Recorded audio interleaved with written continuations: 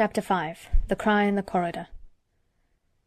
At first, each day which passed by for Mary Lennox was exactly like the others. Every morning she awoke in her tapestried room, and found Martha kneeling upon the hearth building her fire.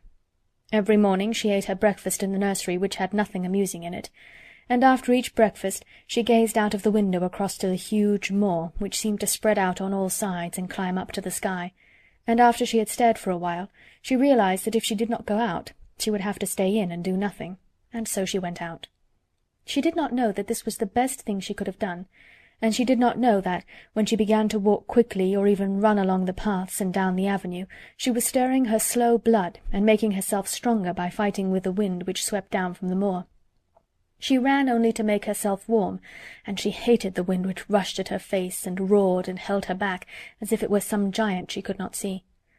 But the big breaths of rough, fresh air blown over the heather filled her lungs with something which was good for her whole thin body, and whipped some red colour into her cheeks and brightened her dull eyes when she did not know anything about it. But after a few days spent almost entirely out of doors, she wakened one morning knowing what it was to be hungry, and when she sat down to her breakfast she did not glance disdainfully at her porridge and push it away, but took up her spoon and began to eat it, and went on eating it until her bowl was empty. "I got on well enough with that this morning, didn't I?" said Martha. "It tastes nice to-day," said Mary, feeling a little surprised herself.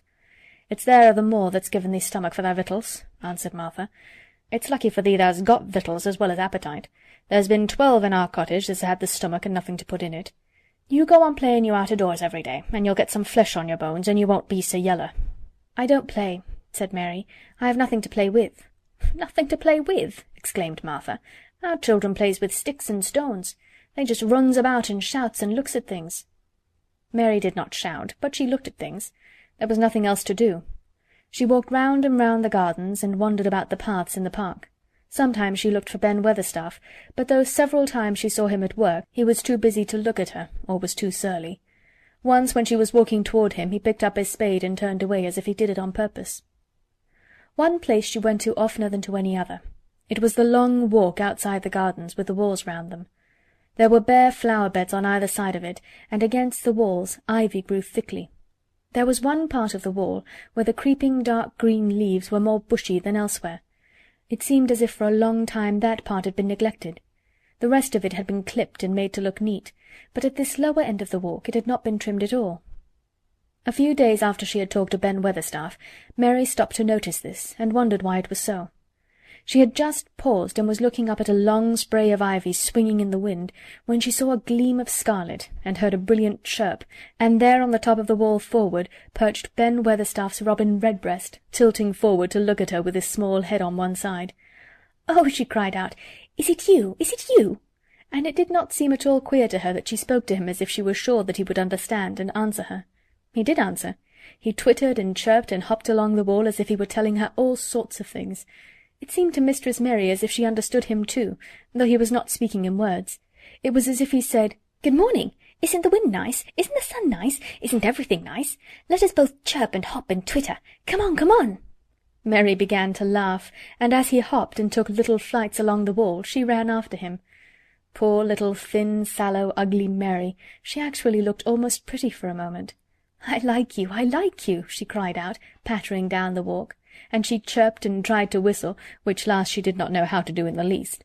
But the robin seemed to be quite satisfied, and chirped and whistled back at her. At last he spread his wings and made a darting flight to the top of a tree, where he perched and sang loudly. That reminded Mary of the first time she had seen him. He had been swinging on a tree-top then, and she had been standing in the orchard. Now she was on the other side of the orchard and standing in the path outside a wall, much lower down, and there was the same tree inside. "It's in the garden no one can go into," she said to herself. "It's the garden without a door. He lives in there. How I wish I could see what it is like." She ran up the walk to the green door she had entered the first morning. Then she ran down the path through the other door, and then into the orchard, and when she stood and looked up, there was the tree on the other side of the wall, and there was the robin just finishing his song and beginning to preen his feathers with his beak. "It is the garden," she said. "I am sure it is."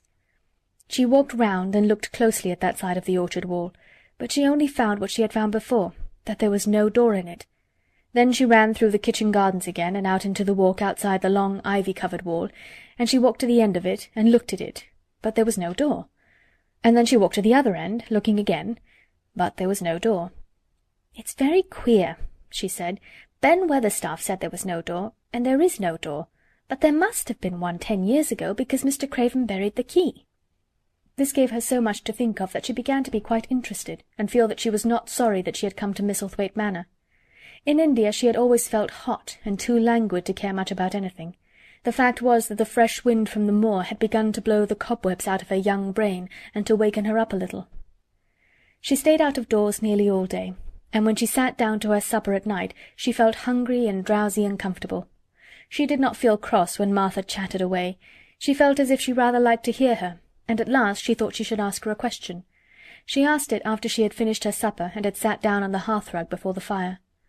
"Why did Mr. Craven hate the garden?" she said. She had made Martha stay with her, and Martha had not objected at all.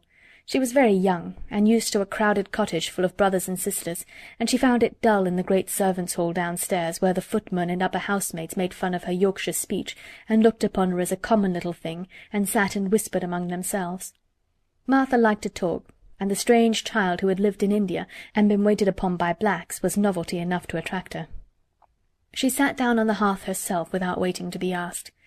"Art thou thinking about that garden yet?" she said. "I knew thou would. That was just the way with me when I first heard about it." "Why did he hate it?" Mary persisted. Martha tucked her feet under her and made herself quite comfortable. "Listen to the wind wuthering around the house," she said. "You could bear stand up on the moor if you was out on it tonight." Mary did not know what wuthering meant until she listened, and then she understood. It must mean that hollow, shuddering sort of roar which rushed round and round the house as if the giant no one could see were buffeting it and beating at the walls and windows to try to break in. But one knew he could not get in, and somehow it made one feel very safe and warm inside a room with a red coal fire. "But why did he hate it so?" she asked after she had listened. She intended to know if Martha did. Then Martha gave up her store of knowledge. "Mind," she said, "Mrs. Medlock said it's not to be talked about. There's lots of things in this place that's not to be talked over. That's Mr. Craven's orders. His troubles are none servant's business, he says. But for the garden he wouldn't be like he is. It was Mrs. Craven's garden that she had made when first they were married, and she just loved it, and they used to tend the flowers themselves, and none of the gardeners was ever let to go in. Him and her used to go in and shut the door and stay there hours and hours, reading and talking. And she was just a bit of a girl, and there was an old tree with a branch bent like a seat on it, and she made roses grow over it, and she used to sit there. But one day when she was sitting there, the branch broke, and she fell on the ground, and was hurt so bad that next day she died. The doctors thought he'd go out of his mind and die too. That's why he hates it. No one's ever gone in since, and he won't let anyone talk about it." Mary did not ask any more questions. She looked at the red fire and listened to the wind wuthering. It seemed to be wuthering louder than ever. At that moment a very good thing was happening to her. 4 good things had happened to her, in fact, since she came to Misselthwaite Manor. She had felt as if she had understood a robin, and that he had understood her. She had run in the wind until her blood had grown warm. She had been healthily hungry for the first time in her life, and she had found out what it was to be sorry for someone. But as she was listening to the wind, she began to listen to something else. She did not know what it was, because at first she could scarcely distinguish it from the wind itself. It was a curious sound. It seemed almost as if a child were crying somewhere. Sometimes the wind sounded rather like a child crying, but presently Mistress Mary felt quite sure this sound was inside the house, not outside it. It was far away, but it was inside. She turned round and looked at Martha. "Do you hear anyone crying?" she said. Martha suddenly looked confused. "No," she answered. "It's the wind. Sometimes it sounds as if someone were lost on the moor and wailing. It's got all sorts of sounds." "But listen," said Mary. "It's in the house, down one of those long corridors." And at that very moment a door must have been opened somewhere downstairs, for a great rushing draught blew along the passage, and the door of the room they sat in was blown open with a crash, and as they both jumped to their feet, the light was blown out and the crying sound was swept down the far corridor, so that it was to be heard more plainly than ever. "There," said Mary, "I told you so. It is someone crying, and it isn't a grown-up person." Martha ran and shut the door and turned the key. But before she did it, they both heard the sound of a door in some far passage shutting with a bang, and then everything was quiet, for even the wind ceased wuthering for a few moments. "It was the wind," said Martha stubbornly, "and if it wasn't, it was little Betty Butterworth, the scullery maid. She's had the toothache all day." but something troubled and awkward in her manner made Mistress Mary stare very hard at her. She did not believe she was speaking the truth. End of chapter 5.